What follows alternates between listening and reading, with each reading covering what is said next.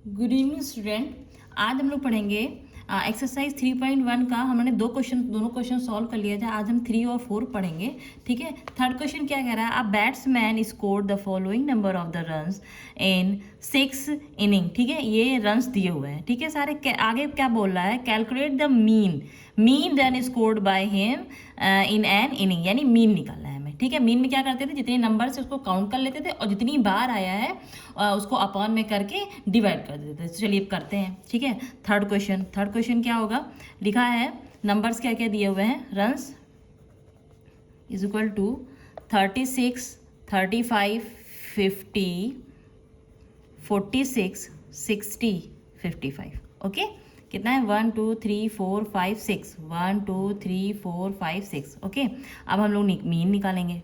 तो mean equal to क्या हो जाएगा? ये सारे नंबर्स को हम ऐड कर देंगे। ठीक है, सम ऑफ नंबर्स हो जाएगा।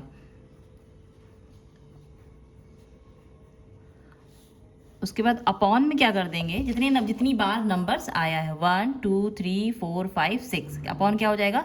6 हो जाएगा। अब हम इसको ऐड करते हैं। ठीक है, 6 और 5 क्या हो गया? 11 में 6 ऐड करेंगे कितना हो जाएगा? 17 में 5 ऐड करेंगे कितना हो जाएगा? 22 का 2 लिखा, 2 कैरी आ गया। ठीक है, 3 3 6, 6 5 11 हो गया। 11 और 4 15 हो गया।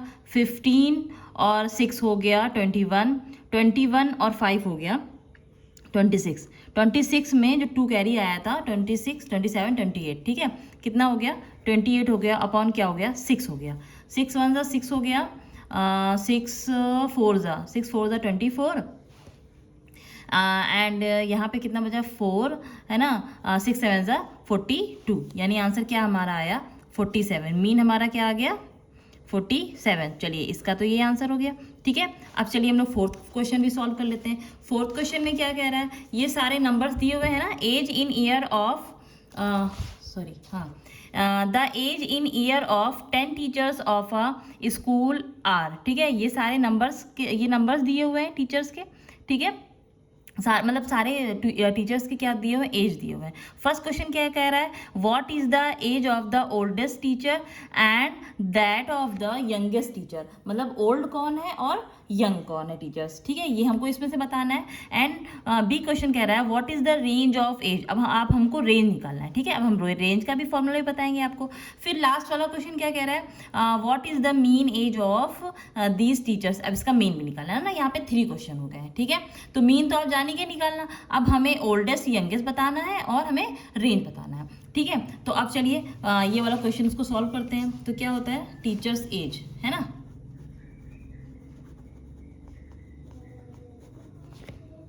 कितने एज हैं टीचर्स के? टीचर्स के हैं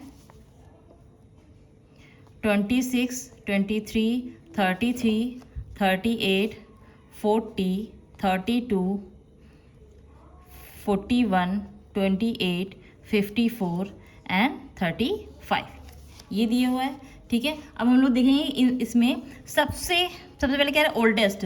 तो सबसे बड़ा नंबर कौन? जो सबसे बड़ा होगा वही सबसे बड़ा टीचर्स होगा। सबसे मतलब ये ओल्डेस्ट टीचर होगा। ठीक है, तो सबसे बड़ा कौन सा लग रहा है?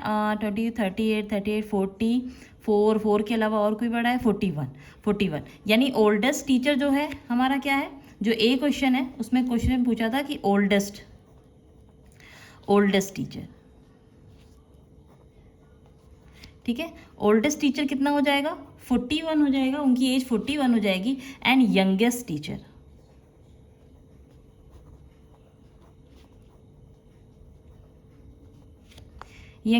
कितना हो जाएगी? जो सबसे कम नंबर हो। 23 से और कोई छोटा है नहीं है।